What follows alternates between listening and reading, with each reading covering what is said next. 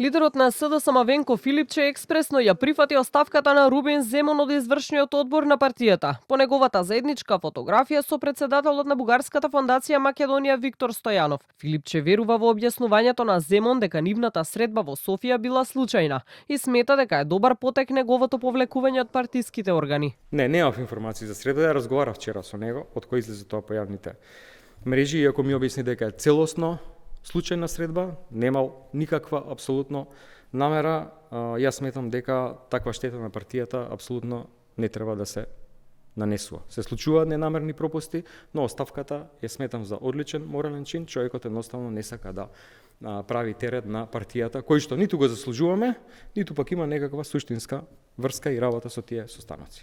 Од владеачката ВМРО-ДПМН е вела дека фотографијата која беше објавена, а потоа избришана од Facebook профилот на фондацијата, е потврда дека СДСМ и лидерот Филипче одработуваат за бугарските интереси, како што велат со единствена цел да се внесат бугарите во македонскиот устав.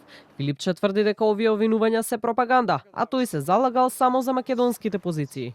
Оваа коалиција на Венко Филипче и Рубин Земун, односно на СДС со бугарски организации, е спремна да го негира македонскиот идентитет, да го оспори нашиот македонски јазик, да ја избрише македонската историја и да ја уништи македонската култура.